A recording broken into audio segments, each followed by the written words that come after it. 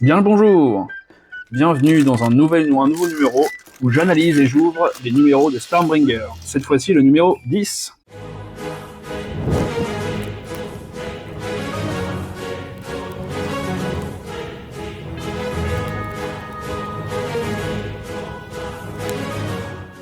Alors, numéro 10, qu'est-ce qu'on a cette fois? Bataille d'Age of Sigma, on a... Oh, ça a l'air sympa.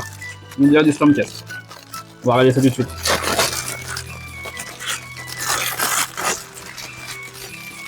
Plop. Hop là. Oh.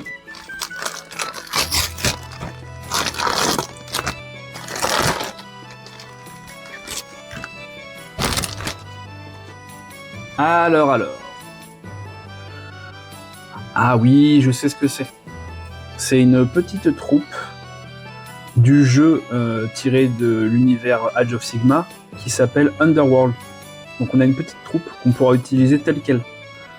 Ce qui est bien dans cette troupe-là, c'est qu'on peut les faire un peu différentes de si on a une armée complète. Donc on peut la rendre différente mais homogène entre elles au niveau peinture. Et différente de toute notre armée. Parce que c'est vraiment une troupe qui est censée être indissociable. Oh, ce que je craignais arrive. On a de la casse. Juste là. Ouais, bah malheureusement, ça devait arriver. C'est pas encore arrivé depuis le début de mes livraisons de chez Hachette. On a de la casse. Sur le numéro 10. Je pense que ça pourra se recoller, mais les livraisons, c'est toujours compliqué. Par contre, les figurines sont de toute beauté. Franchement, je vais encore m'éclater.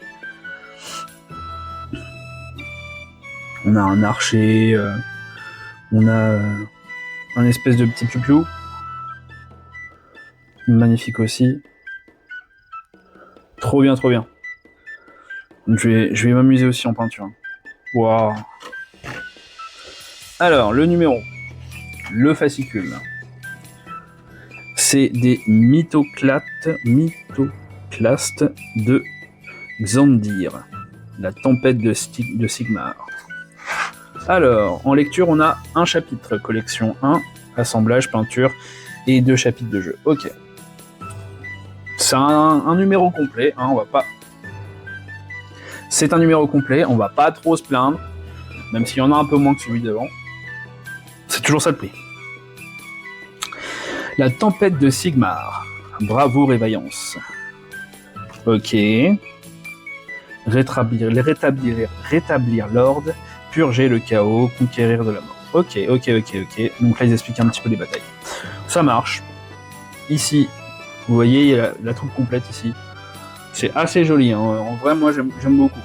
Il y a vraiment plusieurs types de personnages. Un éclaireur, un archer, et puis un gars avec une grosse massue. Hein, que même pour du jeu de rôle, cette troupe-là, elle est plutôt sympa. Ça permet de faire directement assez diversifier une petite troupe. Même si j'enlève pas l'option de peut-être un jour jouer à Underworld, donc ça fera toujours une troupe utilisable. Cool. Donc comme d'habitude, hein, vous connaissez le principe si vous suivez cette série de vidéos. C'est la partie où vous pouvez nommer vos figurines. À part là, j'ai l'impression que les noms sont déjà... chacun, leurs noms sont bien connus parmi les éternels. Ah ouais, ceux-là sont déjà nommés, donc c'est cool. Enfin, c'est cool. Pour ceux qui aiment bien personnifier les personnages, c'est un peu dommage, mais c'est une troupe déjà formée. Donc c'est déjà des héros.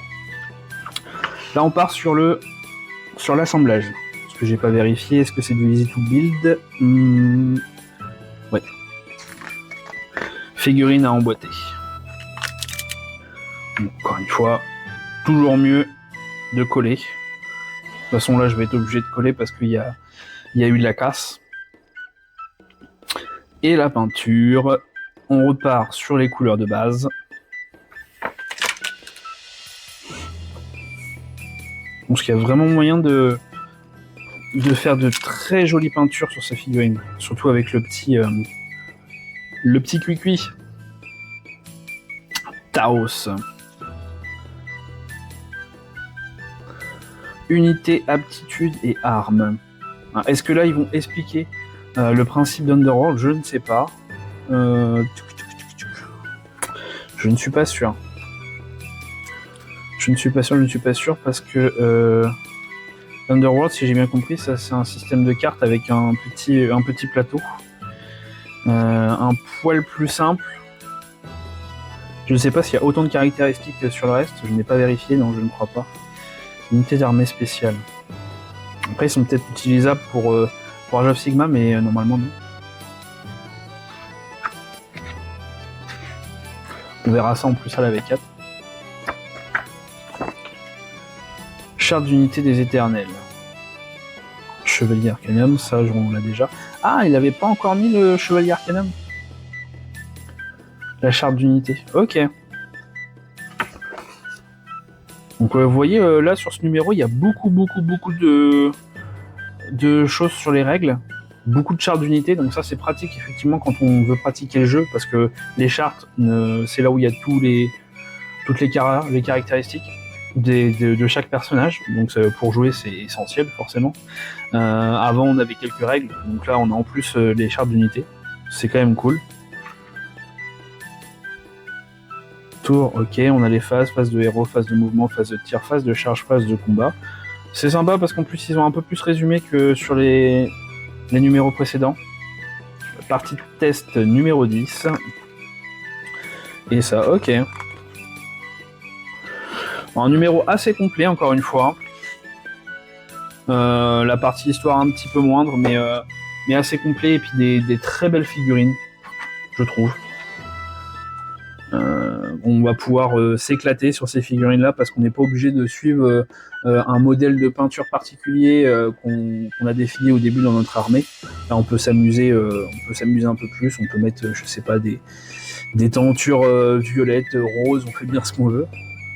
Et ça permet d'avoir des choses un peu plus originales ou carrément un truc un peu plus dark si on veut. Voilà sur quoi je vais partir. Bon bah c'est sympa. À la prochaine.